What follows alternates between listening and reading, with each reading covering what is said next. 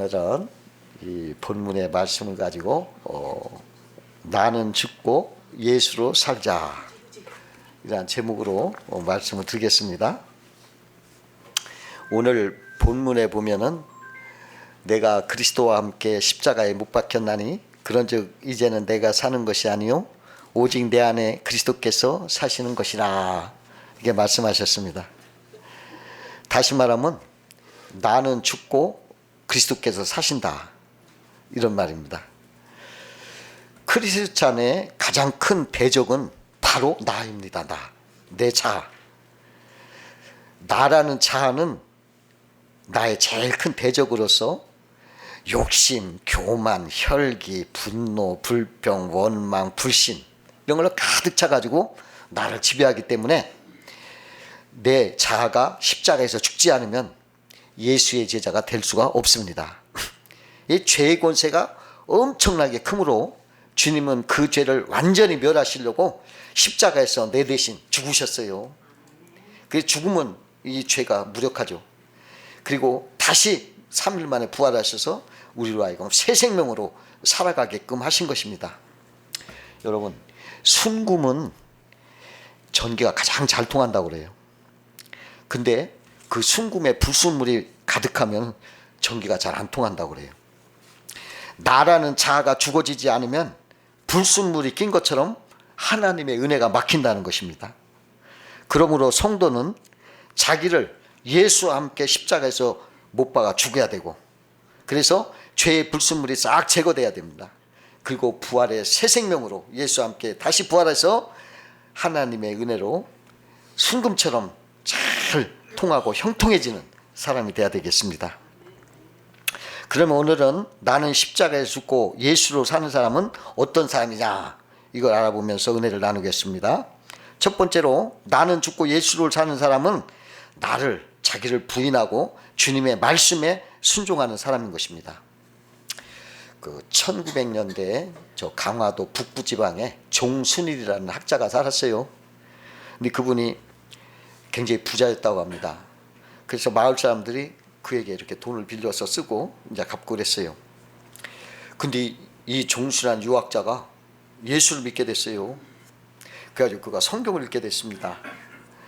마태복음 18장을 보니까 거기서 무자비한 종의 비유가 나와요. 임금님한테 1만 달란트를 빚진 사람이 임금이 탕감해서 그냥 감옥에 내보내줬는데 자기에게 100데나리온 빚진 사람을 만나니까 그 사람한테 빚을 갚으라고 독촉을 해요. 그러니까 나중에 갚겠다니까 용서 안 하고 그냥 감옥에 누워버렸어요. 그러니까 그 소식을 들은 임금님이 화를 냈어요. 아니 나는 1만 달란트를 빚을 탕감해주는데 그래 100데나리온 빚진 사람을 가둬? 다시 불러오라. 그럼 또 다 빚 갚을 동안 감옥에 누구라 이랬대. 근데 종순이가 이 글을 읽다가 충격을 받았어요. 고민에 빠졌습니다. 나도 많은 사람들에게 돈을 빌려주고 있는데 이게 나한테 하는 소리 같아요. 그래서 이 사람이 주일날 예배를 마치고 나서 빚쟁이들 다 오라고 했어요. 그러니까 빚쟁이들이 이거 빚 갚으라고 하는 모양이다, 이거 큰일 났네 하고 벌벌 떨었어요. 근데 종순이가 사람들에게 마태복음 18장을 읽어주면서 내 여기에 보니까 바로 나한테 얘기하는 것 같고 내가 충격을 받았습니다. 이 무자비한 종이 바로 내 자신 같아서 내가 오늘부터 당신 빚을 다 탕감해 주겠습니다. 그러더니 그들 보는 앞에서 빚문서 전부 가져와서 불태워버렸어요. 그리고서 19장에 보니까 내 소유를 팔아 가난한 자에게 주고 나라를 따르라 하는 말씀을 읽고 나서 내 재산을 전부 처분하고 그 강화도 주변에 교회를 세우기 시작했다고 그래요. 그게 지금도 강화도 주변에 교회가 많답니다. 그 사람이 그렇게 시작해서 그랬대요. 그는 자기가 죽었어요. 그리고 예수로 산 거예요. 하나님 말씀대로. 어느 부흥 강사님이 한 번은 서울 시내 번화가에 있는 교회에 이제 부흥회 집회를 갔어요. 근데 가다 보니까 교회 게시판이 있는데 보니까는 너무 오래돼가지고 그냥 그 나무가 막 다 사가가지고 바실바실 떨어지는 거예요.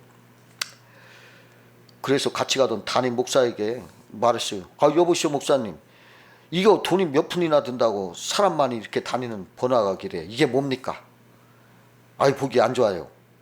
요즘에 칼라 스테인레스가 있다는데 그 예쁘장하게 통을 짜서 꾸며가지고 유리도 끼고 해서 설교 제목도 넣고 광고도 붙이면 많은 사람이 볼 텐데 이게 뭐요? 그러니까 담임 목사님이 하는 소리가 아유 그 게시판이 하도 낡고 험해서 자기도 새로 했으면 좋았었는데 또 마침 어떤 집사님이 그 게시판 보기 싫다고 500만 원 헌금을 했어요. 새로 하라고. 그래서 당장 뜯어내려고 하는데 그 게시판이 3년 전에 어떤 권사님이 권사 취임한다고 기념으로 해서 그래서 그냥 뜯기보다는 한번 전화라도 드려야겠다 해서 전화를 했어요. 그래서 전화하니까 권사님이 그거 내려 했습니다 그러더래요. 권사님 이거 어느 분이 헌금도 하고 해서 이걸 새로 깨끗한 걸로 고치려고 이거 하려고 하는데 어떻습니까? 그러니까 하는 소리가 내 눈에 흙이 들어가기 전에는 헐어내면 안 됩니다. 그러다는 것이죠. 그래서 지금까지 게시판을 못 바꾸고 있어요. 그거 어떻게 하면 좋을까요 목사님? 그러더래요.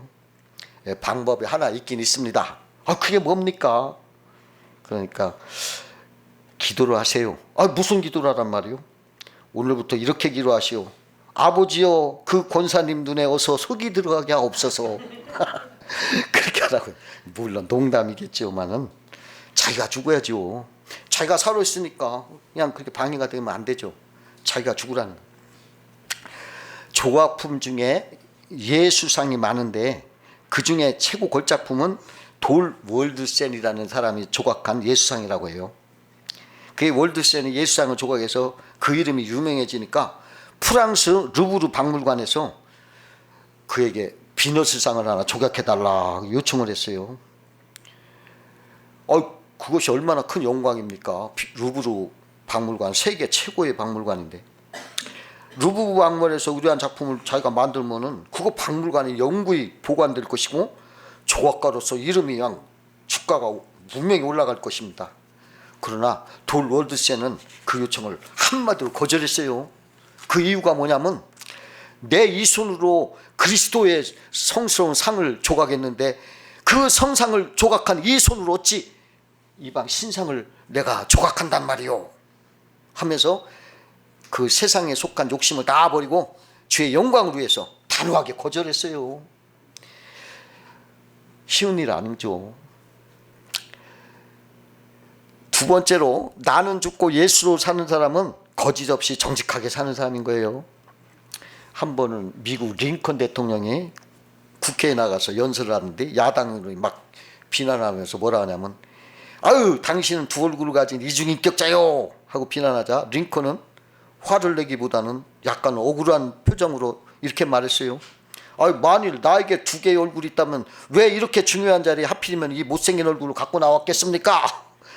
이 한마디에 양 모두가 폭소가 터졌고 그 경직된 분위기가 순식간에 화해의 분위기로 돌아섰다고 하는 것입니다. 하나님은 거짓 없는 정직한 사람을 기뻐하십니다. 신명기 25장 15절에 오직 온전하고 공정한 저울추를 두며 온전하고 공정한 대박을 둘 것이라. 그리하여 내 하나님 여호와께서 내게 주시는 땅에서 내 날이 길리라 그랬어요. 이 말씀은 저울추를 속이지 말고 대박을 속이지 말라 하나님이 하신 거예요. 작은 이익을 위해서 거짓되게 살면 안 된다는 거죠. 좀 손해를 봐도 정직하게 살아 이거예요. 그 어느 목사님이 옛날에 자기가 시골에서 목회를 했었대요. 근데 그때 가장 가슴 아팠던 적이 있었다고 합니다. 그 동네가 사과 농사를 하는 동네인데 수확철이 되면 가정마다 사과를 30장, 50장, 70장 막 이렇게 내놓는데요. 그러면 상인들이 큰 트럭을 갖고 와서 이제 그것을 실어 가는데 한 번은 한 상인이 그 목사님 교회 집사님의 사과짝 50짝을 세놨는데 거기서 고개를 갸우뚱하더니 그 사과짝을 다 엎어보더래요. 그런데 50짝에서 23짝이 썩은 사과가 나온 거예요. 그러고 사람들이 예수쟁이가 저런다 하고 욕을 하더래요. 그런데 그 후에 목사님이 얼굴을 두고 다닐 수가 없더래요. 마을에 집사님이 실수하니까 목사님도 그냥 너무 부끄럽고 교회도 부끄럽고 하나님께 영광을 가리우더라는 거예요. 자기 조그마한 이득을 위해서 거짓하다가 이렇게 됐다는 거예요. 좀 손해를 보더라도 정직해야지. 그래야 하나님이 갚아주시는 거예요. 그거 손해는. 그 일본의 유명한 가가와 도요있고 하천 풍원이라는 목사님이 한 번은 일본 천황이 좀 만나자고 해서 그 앞에 갔어요. 얘기하는 중에 천황이 가가와 선생님 믿는 예수는 누구를 닮았을까요? 하고 묻더래요. 이때 하천풍원 선생님이 속으로 망설이다가 답변을 못하고 폐하여 그 문제를 대답하려면 좀 시간이 필요합니다. 그러고 나왔어요. 그 후에 하천풍원 목사가 기도실에 엎드려 기도했어요.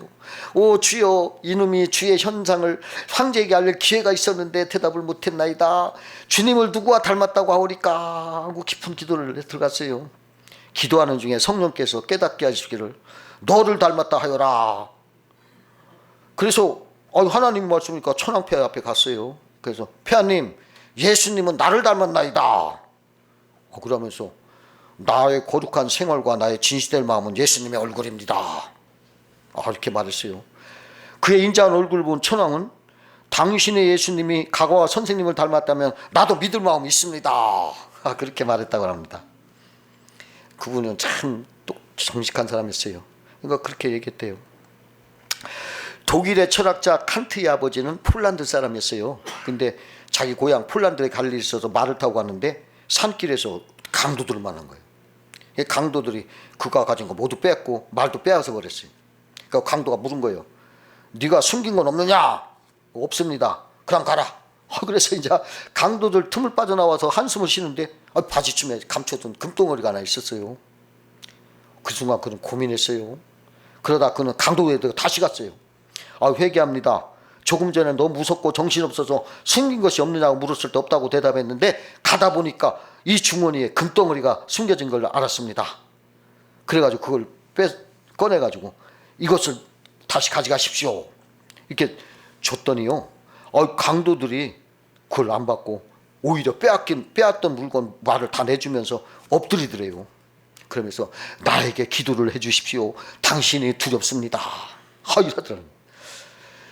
주님이 위해서 천국은 어린아이와 같이 순수한 애가 간다고 하셨어요. 불의가 판을 치는 세상에서도 진실 앞에서는 누구나 떤다는 것이에요. 미국의 어떤 철학자에게 행복이 뭡니까? 하고 물었대요. 그랬더니 그가 대답하기를 하루를 행복하게 살려면 이발소에 가라.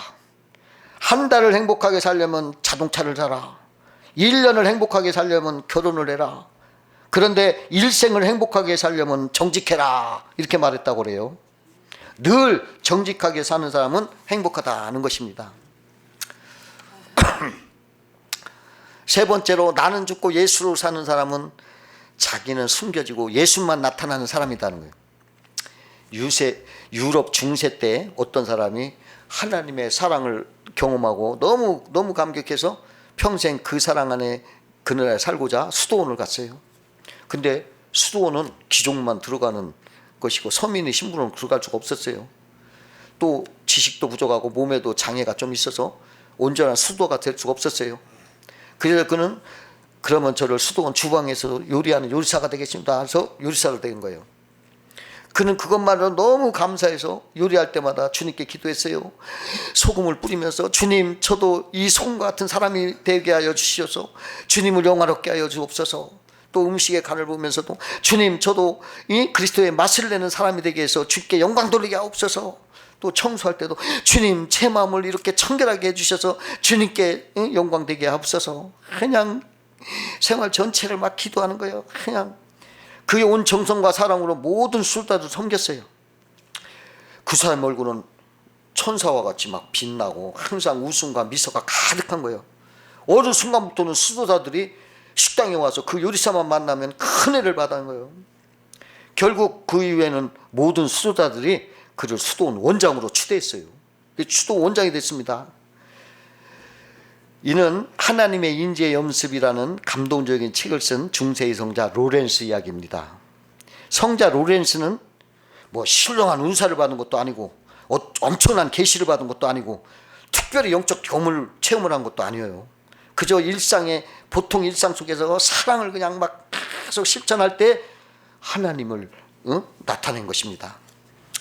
우리는 하나님의 사랑을 어떻게 이 세상에 드러낼 수 있습니까? 위대한 일을 한다, 뭐 대단한 업적을 남긴다는 게 아니에요.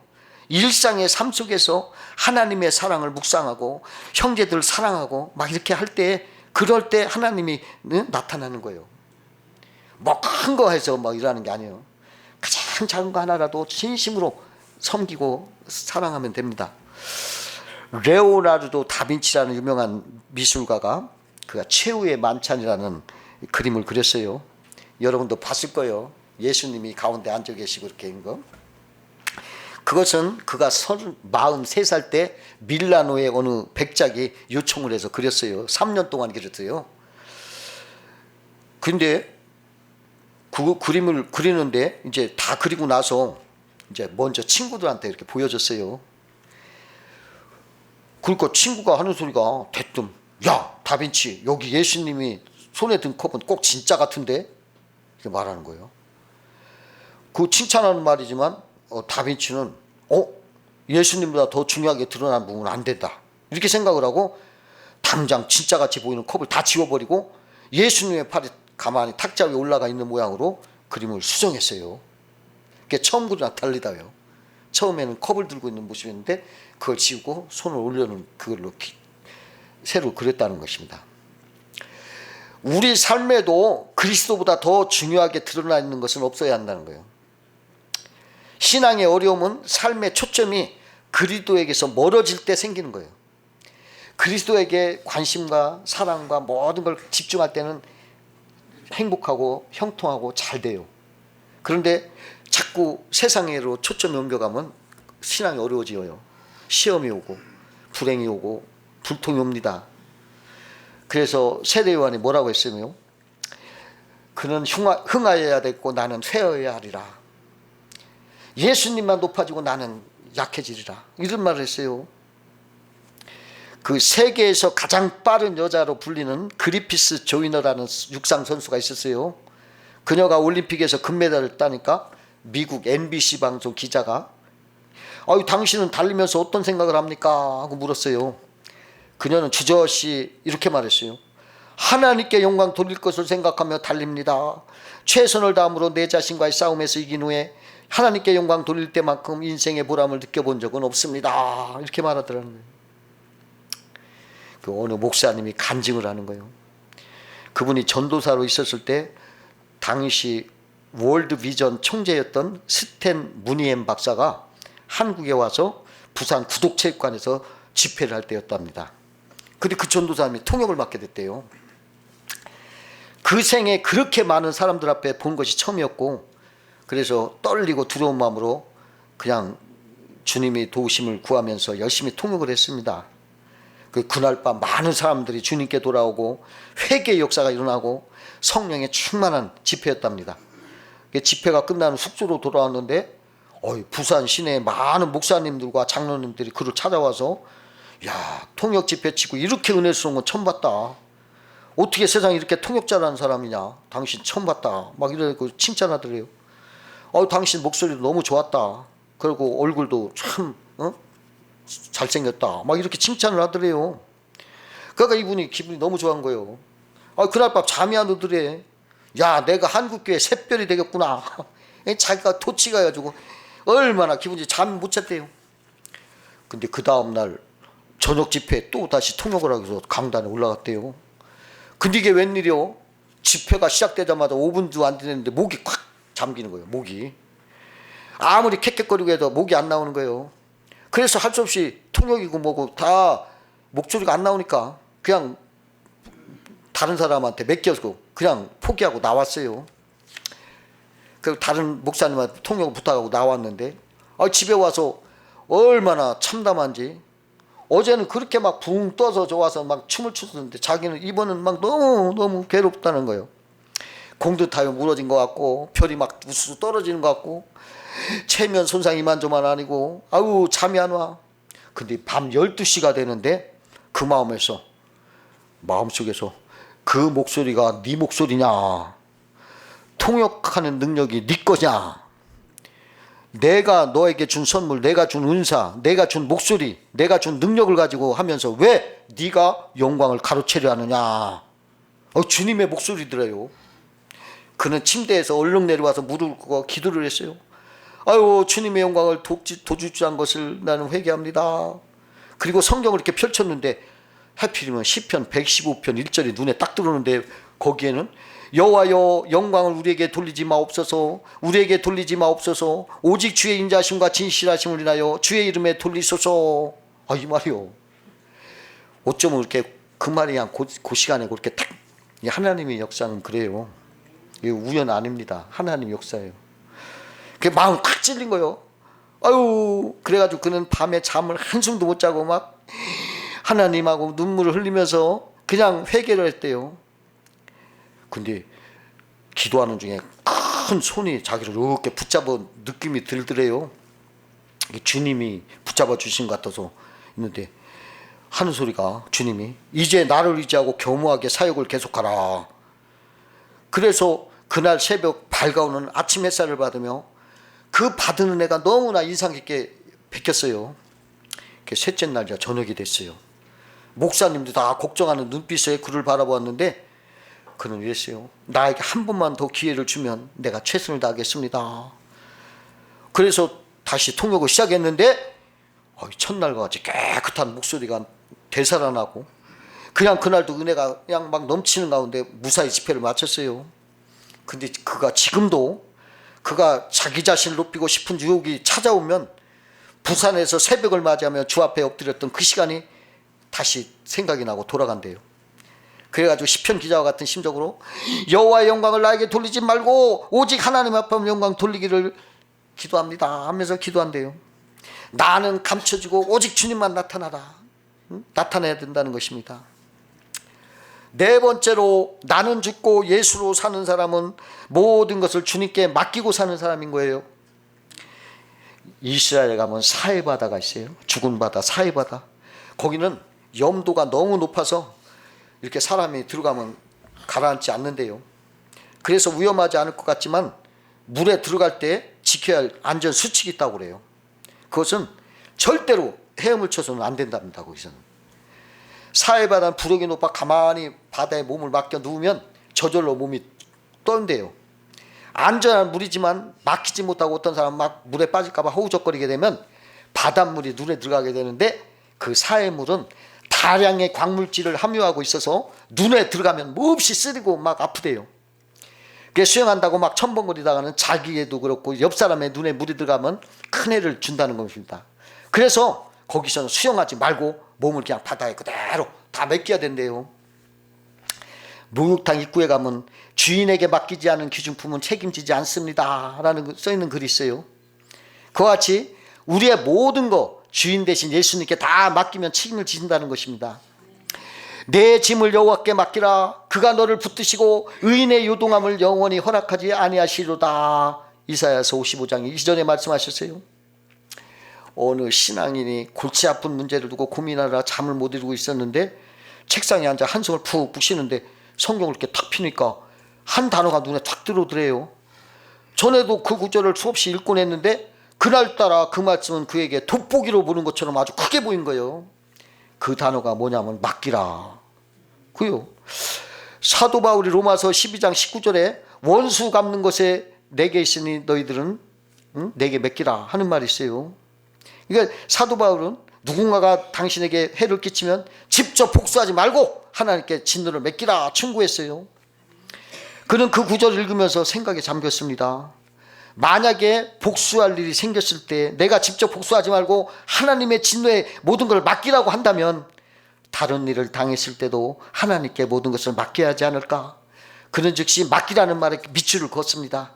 그리고 그 후부터 지금까지 그 말씀에 의지하여 모든 것을 맡기고 살고 있다고 합니다. 예, 행복한 사람이에요. 어느 큰 교회를 담임하는 담임 목사님이 아유 나는 부족한데 어떻게 이 많은 성도들을 잘 인도할 수 있을까 걱정과 염려가 와서 막 괴로웠대요. 근데 주님께서 이 교회가 네 것이냐 내 것이다 내가 한다 너는 맡기기만 해라 그렇게 말씀하시더래요.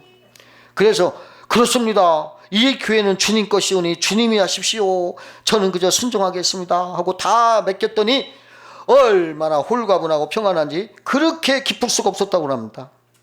여러분 모든 것을 전능하신 주님께 맡기면 평안하고 잘 됩니다. 여러분 다 맡기세요. 이것저것 여러분 건강 다 맡기세요. 하나님이 우리 몸을 창조하셨어. 그분이 그냥 창조 안 해요. 여러분 새도요 이빨도요 우리 60년을 살면 이게 참 달긴 하죠. 그러나 쇠를 한번 이빨처럼 써보세요. 10년 못 갑니다. 다이아몬드 못 가요.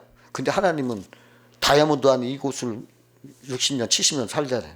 이게 하나님은 다 살게끔 하신 거예요. 염려하지 마세요. 염려하는 게 마귀 역사예요. 그러니까 다 맡기세요. 다 모든 문제를 다 맡기세요. 그러면 편안한 거예요. 홀가분한 거예요. 아까 요 목사님처럼 나도 어떤 때는 아이고 내가 부족한데 걱정할 때 이 말씀이 생각나. 아 이게 내 거냐 주님 것이 주님이 하신 내가 뭐냐 이렇게 하면서 다 맡기면 얼마나 평안한지 아주 즐겁습니다.